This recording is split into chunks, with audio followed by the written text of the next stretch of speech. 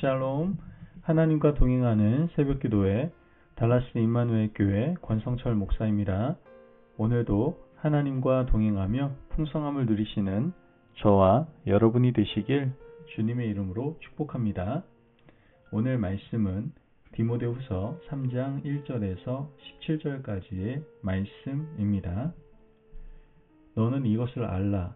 말세에 고통하는 때가 이르러 사람들이 자기를 사랑하며 돈을 사랑하며 자랑하며 교만하며 비방하며 부모를 거역하며 감사하지 아니하며 거룩하지 아니하며 무정하며 원통함을 풀지 아니하며 모함하며 절제하지 못하며 사나우며 선한 것을 좋아하지 아니하며 배신하며 조급하며 자만하며 쾌락을 사랑하기를 하나님 사랑하는 것보다 더하며 경건의 모양은 있으나 경건의 능력은 부인하니 이 같은 자들에게서 내가 돌아서라.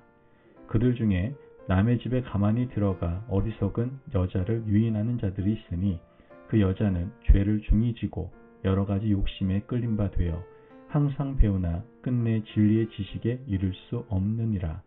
얀네와 얀브레가 모세를 대적한 것 같이 그들도 진리를 대적하니 이 사람들은 그 마음이 부패한 자요 믿음에 관하여는 버림받은 자들이라. 그러나 그들이 더 나아가지 못할 것은 저 두 사람이 된 것과 같이 그들의 어리석음이 드러날 것임이라.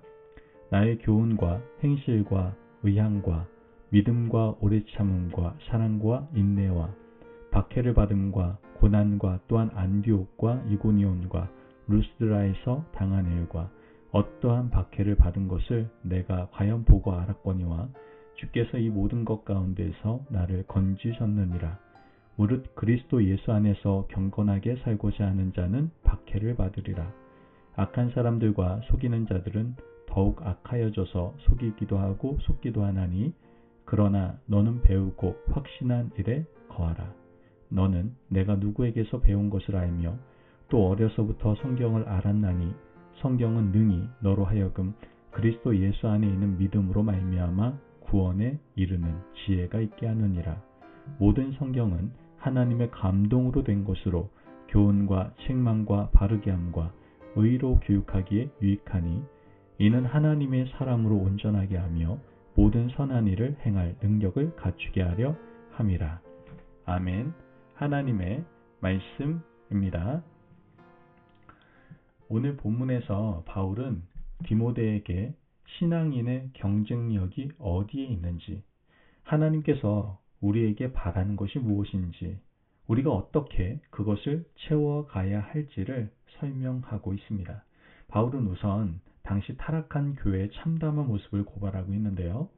2절의 4절 말씀을 보면 사람들이 자기를 사랑하며 돈을 사랑하며 자랑하며 교만하며 비방하며 부모를 거역하며 감사하지 아니하며 거룩하지 아니하며 무정하며 원통함을 풀지 아니하며 모함하며 절제하지 못하며 사나우며 선한 것을 좋아하지 아니하며 배신하며 조급하며 자만하며 쾌락을 사랑하기를 하나님 사랑하는 것보다 더하며.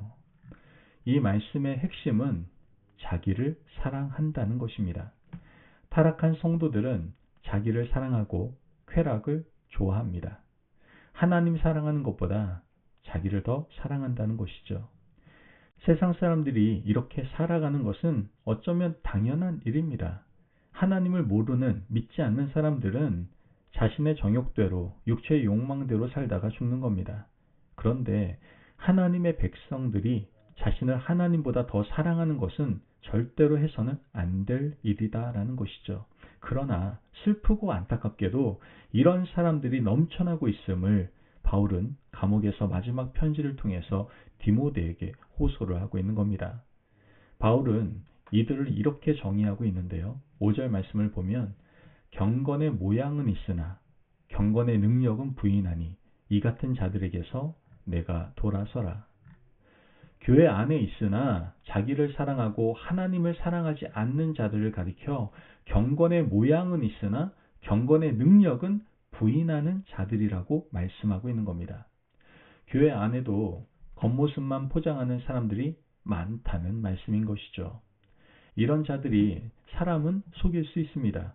예배 잘 드리고 헌금 꼬박꼬박 드리고 봉사활동 열심히 하고 웃는 얼굴을 보이면 경건의 모양으로는 완벽해 보일 수 있습니다. 함께 신앙생활하는 성도라고 해도 속이려고 작정하면 알 길이 없다는 것이죠. 그런데 하나님은 다 알고 계십니다. 하나님은 우리가 어떤 계획을 가지고 있는지 우리 생각과 계획하는 것까지 다 뚫어보시는 분이시다라는 것이죠. 그러므로 바울은 교회 안에서 경건의 모양만 가지고 경건의 능력은 없는 자들에게서 떠나라고 말씀하고 있습니다. 또한 더 나아가 이 편지를 받는 목회자 디모데도 경건의 능력을 갖추기 위해서 애쓰고 달려가는 노력을 해야 된다는 것을 말하고 있는 것이죠. 여러분, 이 수고는 우리도 해야 되는 겁니다. 나는 과연 하나님께서 기뻐하시는 경건을 갖추고 있는지 한번 돌아보시고 하나님 앞에서 점검해 보실 수 있는 저와 여러분이 되시기를 바랍니다. 바울은 이어서 경건의 능력을 갖추기 위해서 필요한 두 가지를 말씀하고 있습니다. 첫 번째는 고난입니다.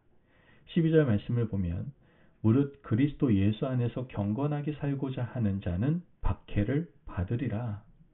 경건의 능력을 갖추기 위해서 필요한 첫 번째가 바로 박해라고 말하고 있습니다. 바울이 복음을 전하는 환경에서 박해로 인한 고난은 어떻게 보면 당연한 것이었습니다. 그리스도교가 공인되지 않았던 시절, 복음을 전하기 위해서 이곳저곳 다니면서 하나님의 말씀을 전할 때 당연히 따라오는 것은 박해였습니다. 박해 때문에 바울은 지금도 감옥에 갇혀 있는 것이죠. 오늘 이 시대는 바울 시절 같은 박해는 존재하지 않을 수도 있습니다. 다만 우리 마음속에 일어나는 끊임없는 유혹이 존재할 뿐이죠. 어쩌면 바울 시절의 박해보다 오늘 이 시대 사탄의 유혹이 견디기가 더 힘들 수도 있습니다. 그러므로 경건하게 살고자 하는 우리 앞에 사탄의 시험이 존재하고 있다는 사실을 늘 기억하시고 항상 깨어 있으시기를 바랍니다. 바울은 경건의 능력을 갖추기 위한 두 번째 조건을 말하고 있는데요.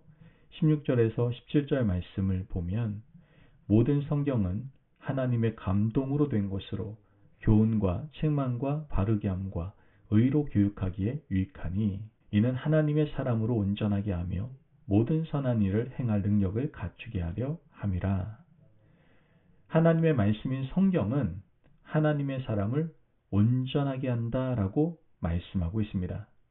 경건의 모양만 갖추고 있는 사람에게 경건의 능력을 갖추게 하는 책이 바로 성경입니다. 말씀을 가까이 하고 읽고 묵상하고 따라가는 사람은 속사람이 경건의 능력으로 채워질 수밖에 없습니다. 하나님의 말씀과 고난은 아주 밀접한 관계를 맺고 있습니다. 오늘 이 세상에서도 하나님의 말씀을 지키려고 발버둥치면 고난은 당연히 따라올 수밖에 없습니다. 고난이 없으면 여러분 가짜 그리스도인입니다. 경건의 모양만 가지고 있고 경건의 능력은 부인하는 사람들입니다. 직장에서 하나님의 말씀을 지키려고 하면 노력해 보십시오. 당연히 고난이 따라오고 사람들의 이상한 시선이 아마 우리를 향할지도 모릅니다. 믿지 않는 식구와 함께 살면서 말씀을 지키려고 노력하면 노력할수록 고난은 더 강하고 집요하게 우리에게 다가올 겁니다. 여러분, 우리는 하나님의 말씀이 인도하는 대로 이끄는 대로 나아가야 합니다. 하나님의 말씀인 성경은 부족한 우리를 온전하게 하고 모든 선한 일을 행할 하나님의 능력을 갖추게 하는 중요한 무기임을 반드시 기억해야 됩니다. 그러므로 오늘도 하나님 보시기에 경건의 모양이 아닌 능력을 갖추기 위해서 말씀 붙들고 살아가실 수 있는 저와 여러분이 되시기를 바랍니다. 아멘. 기도하겠습니다. 사랑이 많으신 하나님 감사합니다. 오늘 우리에게 귀한 말씀에 은혜 허락하심을 감사합니다. 하나님, 경건의 모양이 아닌 능력을 가지고 살아갈 수 있도록 도와주옵소서. 그럼 말미암아 고난이 올 때 고난을 당연한 것으로 이기고 온전히 신중의 삶을 살아갈 수 있는 저희들 될 수 있도록 축복하여 주옵소서. 감사하며 예수님의 이름으로 기도합니다. 아멘.